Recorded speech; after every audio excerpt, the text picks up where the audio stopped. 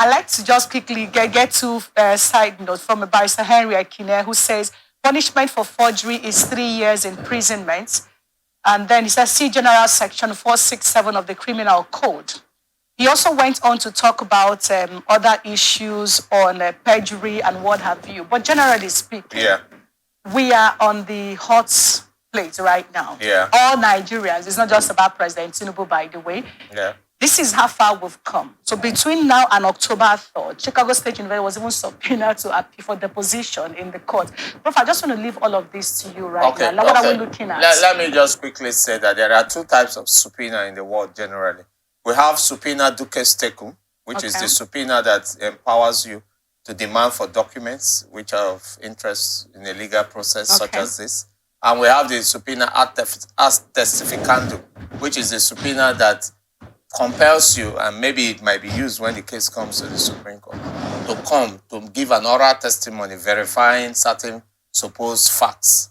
So in this case, emphasis is on the subpoenas duces tecum, which is where you are saying, by way of a subpoena, a special order, bring certain document. Now, it's painful as a Nigerian to see our electoral processes being, much at the forefront of jurisdictional processes in another climb, almost 20,000 kilometers away from us. It shows that we've not been able to mature as an electoral entity. Every political zone is also an electoral entity. We've not gotten our electoral processes right. Now, the implication of all this is that we've not been able to say the truth within Nigeria. So somebody or some people out there in the United States of America is helping Nigeria to now unearth what is supposed to be the truth or not the truth. Having said so, by tomorrow, 5 p.m., this process will be concluded. Getting all the relevant documents. Then another run will start from 5 p.m. tomorrow to Thursday, the 5th of September, when these documents are supposed to have been put in process. That's deadline, right? Yes, the deadline before the Supreme Court of Nigeria. However, having said all this, that is where the fireworks will be.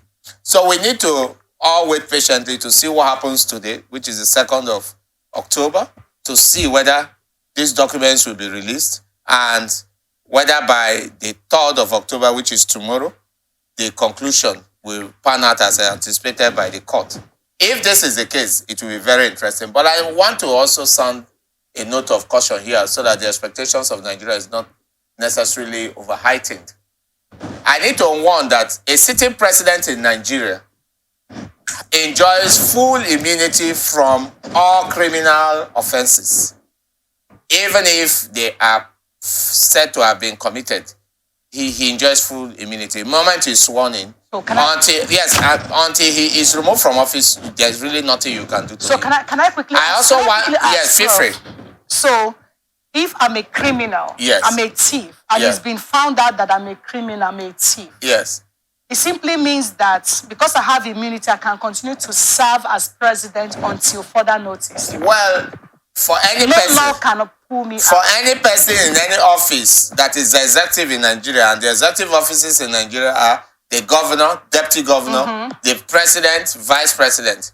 Once you are sworn into that office, no matter what you do, no matter how mundane or even barbaric that offense may be deemed by the public to be, you cannot be put on trial for those offenses. In fact, contrary to what certain lawyer said, one barrister, the rules concerning the criminal code will not apply to those who are already in office. So we need to understand this, that a lot of what is going on in America will not necessarily remove a sitting president based on the outcome if it's proven that he was dishonest.